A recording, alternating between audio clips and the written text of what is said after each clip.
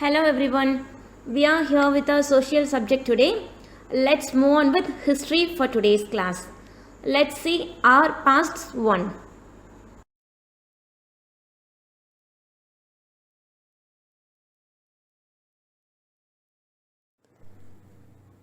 As you all know, the lesson that you have seen last week is when, where and how. Today we are going to see the remaining part of this lesson. Before entering into our lesson today, let's just recollect what we have seen last week. We have seen the meaning of history. So, what's history? History is the study of events that happen in the past in the sequence of occurrence. Also, what's the reason to know history? And how many divisions are there in history?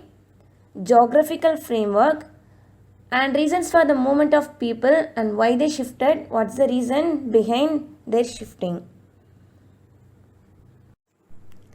Learning objectives of today is sources of history, literary sources that are religious and secular, archaeological sources, inscriptions, coins, monuments or remains of buildings, artifacts and other findings, accounts of foreign travelers. Let's now see what is sources of history. What are sources of history? Our ancestors have left behind many things. They serve as evidence to know the past. Can you think of a few things that can tell us about the past? Seeing this picture, you can get a clear view about sources of history. Actually, history is formed on the basis of things which are remnants of the past. Remnants means a piece of something that's left after the rest has gone. So, if something is lost, from the last things we'll get an evidence to prove about the past. To know about the past in the present, some evidences will help us.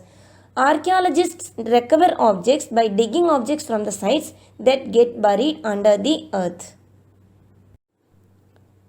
Children, listen. This particular slide tells us about people who have helped us to know about history. So I have already told you, archaeologists recover objects by digging objects from sites that get buried under the earth. So, these objects that are found by archaeologists are chemically tested by scientists through a process called carbon dating. After that, sociologists then connect things recovered in similar times and locations to see the connection between these objects that are found by archaeologists and help us to understand how things probably happened in those times. After that, historians record the history in a systematic manner so that people could read and understand about the past at any time. If you see this picture, you can get a clear idea why scientists used to believe that humans originated from animals. So, if humans are originated from animals, we must wonder how they talked among each other, how they lived together, how languages were formed, how they learned to write. To study history, we have to take the help of various sources, right? So, it's with the help of these sources that we can form a clear picture about the past. There are three categories of sources. They are broadly divided into three categories. They are literary, archaeological, and accounts of foreign travelers. Let's now study about these categories. This picture clearly tells us about the sources of Indian history, that it is divided into three categories, that is literary, archaeological and accounts of foreign travelers. But under the study of literary, we shall study about religious and secular, and under the study of archaeological, we shall study about coins, artifacts, monuments and inscriptions. Let's now learn about literary sources. Literary sources are actually written records. Before the invention of paper, people used to write on the bark of the birch tree or palm leaves. These are called manuscripts. Over a period of time, these manuscripts got destroyed as they were very fragile, but some of them survived and have been kept in monasteries, temples, or under the care of government in various museums. Actually, these manuscripts can be divided into two categories, that is religious and secular. Let's learn about religious now. Ancient Indian literature were mostly religious in nature, but they had no definite date for events. But actually, they provided a wealth of knowledge, which means they have given us enough knowledge about our ancient society. The Puranas, the Vedas, the Upanishads, the Tripitakas are the examples of religious literature.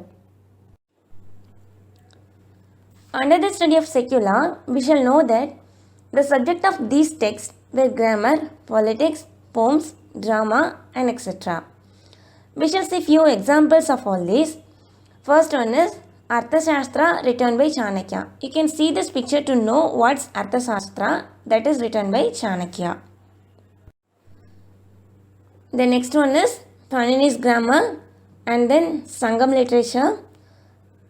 Next one is plays written by Kalidasa and so on.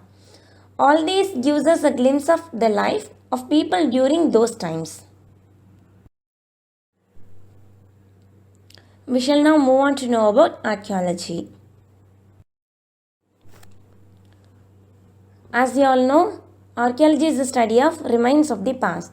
By seeing this picture, you can get to know that how archaeology works out. Archaeologists usually dig up the earth to search for the remains of the past buried under it. That helps us to know about the past even in the present as well as in the future. Their work always helps us to reconstruct the history of the period when humans didn't even know how to write. Also, archaeology is the study of the remains of the buildings, pottery, weapons, tools, ornaments, bones, grains, remains of plants, etc. If you can see this picture, you can see how archaeologists are working when they dig up the earth. See the following pictures so that you would understand what do archaeologists usually study about. They usually study about the remains of buildings that is destroyed over a period of years ago. They study about the pottery things that is left behind the earth. Also about the weapons that have been used in the ancient period. About the tools that have been used by our ancestors. About the ornaments, that is jewels, that were used in the early age. The bones of deadly people is also one of the things that they study about. Also about the grains that have been used in the early age and left behind the earth. They also study about the remains of plants.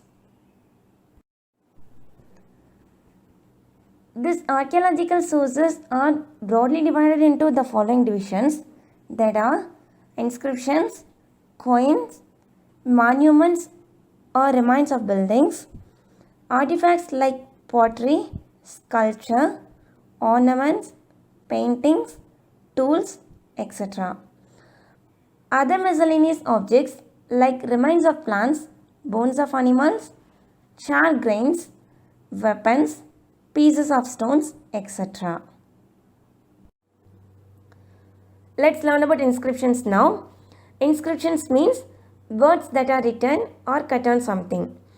Sometimes orders from kings were inscribed so that people could read and obey them. So in the early ages, kings used to give orders for the people, right? So they used to inscribe all those orders so that people could read all those orders and obey them.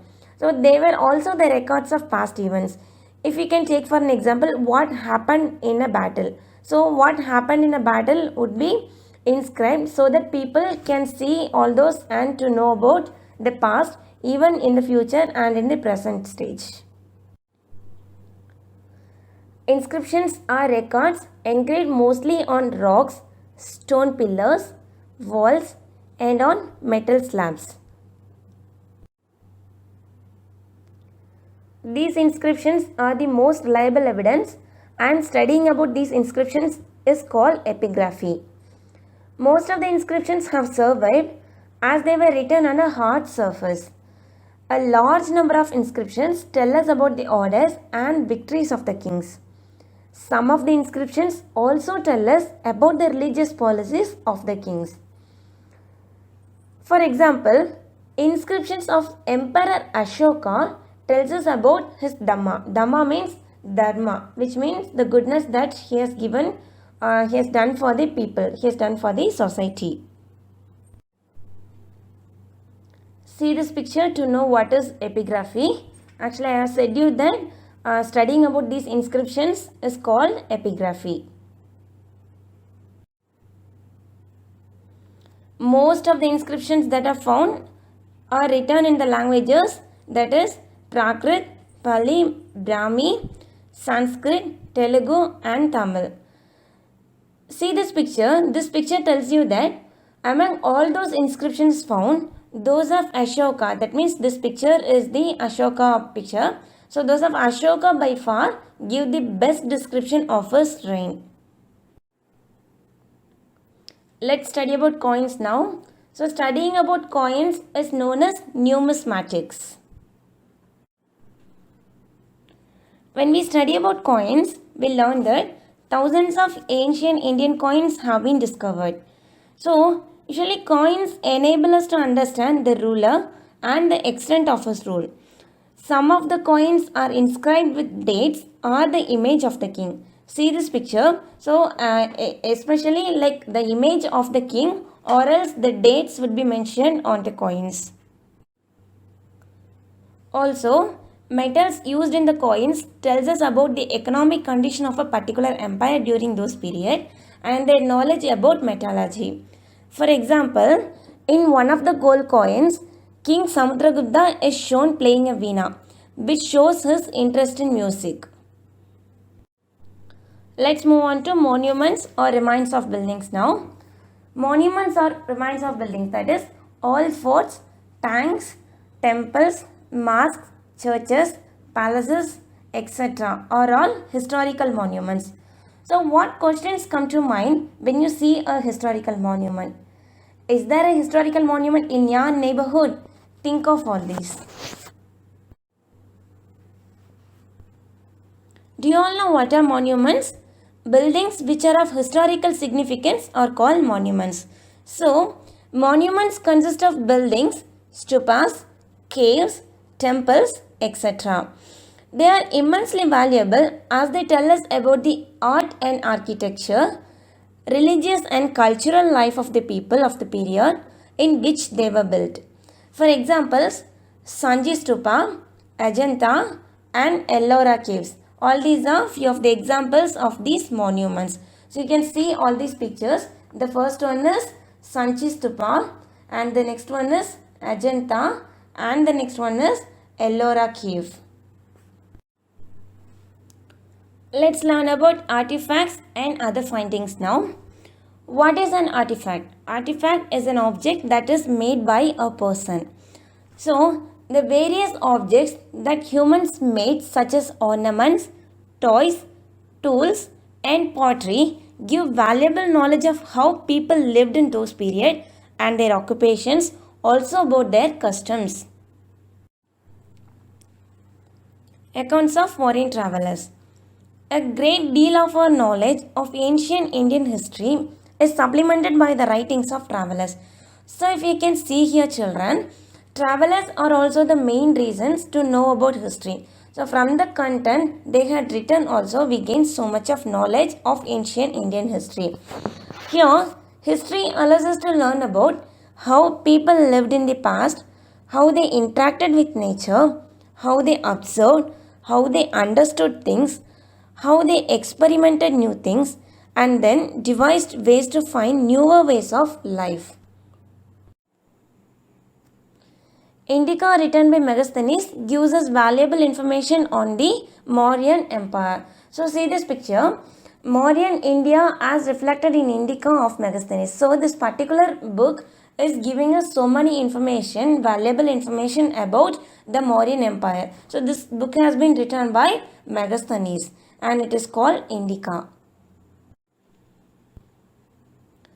Similarly, Accounts of Farhan and Hyeonsang tell us about the socio-economic and religious situation in India in the 5th and 7th century CE. We all know that CE is Common Era, that is after the birth of Jesus Christ. So you can see the pictures of Farhan and Hyeonsang. These both tells about the socio-economic and religious situation that was in India in the century of 5th and 7th CE. Learning about history encourages us to examine and question the knowledge that we have gained already. The study of history makes us understand our present better in a manner that we do not repeat past mistakes and to live a better future.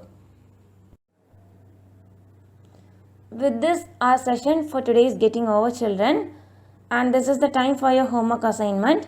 You will be receiving the PDF format of your classwork, worksheet and an activity. Do it without fail. So we have completed the first chapter in history, that is when, where and how. Hoping to meet you all with a new session. Till then, take care, stay home, stay safe. Thank you all. Children, listen. We are in activity zone now. Your activity for today is to list the artifact things that you see in the museum and write what were they used for. Come, let's take a tour to few museums now and see what were the things that have been kept in museums, and based upon that you can do your activity. Come, let's go.